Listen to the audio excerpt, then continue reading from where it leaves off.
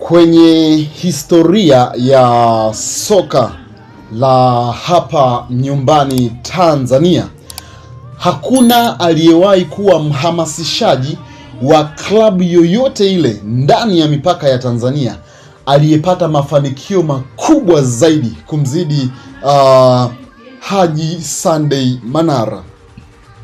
Ni ukweli usiohitaji uthibitisho, kwa sababu wote tuliona nini alikifanya Haji Sunday Manara kwenye miaka ya 2018, 19 mpaka kuanzia 17, 18, 19 akiwa na klabu ya soka ya Wekundu wa Msimbazi, Simba. Wewe kama mwanamichezo nafikiri unafahamu issue ya full house kwa Mkapa ilianzishwa na Haji Sunday Manara. Hakuna mhamasishaji wala afisa habari wa klabu yoyote ile hapa nyumbani Tanzania ambaye alifanikiwa kuwahamasisha na kuwathibitishia Watanzania kwamba tuna uwezo wa kuujaza uwanja wa William Benjamin Mkapa kwenye michezo ya vilabu vyetu hapa nyumbani Tanzania. Haji Sunday Manara alifanikiwa hilo, na nafikiri wewe kama mwanamichezo utakuwa unazikumbuka baadhi ya slogan zake, ikiwemo Total War in Dar es Salaam, ambapo Simba Sports Club anamfunga Al Ahly goli 1-0, goli la Luis Jose Miquissone.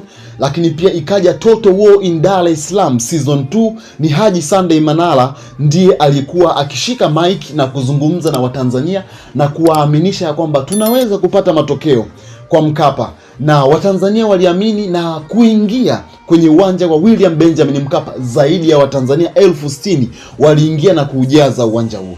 Kama haitoshi, Haji Sunday Manara ndiye msemaji ama mhamasishaji ambaye amewahi kukubalika na mashabiki wa vilabu vikubwa vikongwe hapa nyumbani Tanzania, Simba Sports Club na Young Africans, kwa nyakati tofauti. Yaani mara baada ya kuachana na klabu ya soka ya Simba alipewa mic na kuzungumza na Watanzania, na wote wakaamini ya kwamba Haji Sunday Manara ni mpenzi na mkereketo wa klabu ya soka ya Young Africans. Lakini mara baada ya hapo tulishuhudia Haji Sunday Manara akikata kadi ya wanachama, na mpaka hivi ninavyozungumza Haji Sunday Manara ni mwanachama, sio tu shabiki, ni mwanachama wa klabu ya soka ya wananchi Yanga. Sasa tunafahamu hivi sasa anahudumu kwenye kipindi cha Jana na Leo kwenye television na redio ya Wasafi TV na Wasafi FM. Siku ya hapo jana pia akiwa kazini alizungumzia usajili wa Ethan Chislet kwenye klabu ya soka ya wananchi Yanga. Huyu ni mchezaji ambaye kama ambavyo nimekujuza, usajili wake unategemea na issue ya Aurelian Depp kwenye kikosi cha Young Africans. Endapo atauzwa basi atasajiliwa, na kama biashara ya Depp itashindikana basi Ethan Chislet hatosajiliwa. Lakini taarifa kutoka kwa, nafikiri hivi sasa ndiye msemaji na mhamasishaji wa timu za taifa, Haji Sunday Manara, yeye anatueleza ya kwamba endapo Young Africans watafanikiwa kumsajili Ethan Chislet, basi watakuwa wamelamba dume na kutakuwa hakuna umuhimu wa klabu hiyo kuendelea kupambana na saini ya Faisal Salum Abdalla ambayo imeonekana kuwa ngumu kweli kweli katika upatikanaji wake. Ethan Chislet ni mchezaji raia wa Afrika ya Kusini. Wadau wengi wa soka ambao wamekuwa wakifuatilia pia soka ama michezo nje ya hapa nyumbani Tanzania wanamfahamu vyema kweli kweli. Ethan Chislet alikuwa na wakati mzuri kwenye msimu uliotamatika wa mwaka 2025 2026 akiwa na klabu ya soka ya Kaizer Chiefs Football Club, ambapo walifanikiwa kumaliza ligi kwenye nafasi ya 3, na Ethan Chislet akiwa moja kati ya wachezaji bora, wachezaji wa kuchungwa ambao walichangia kwa kiasi kikubwa kweli kweli kwenye mafanikio ya klabu hiyo.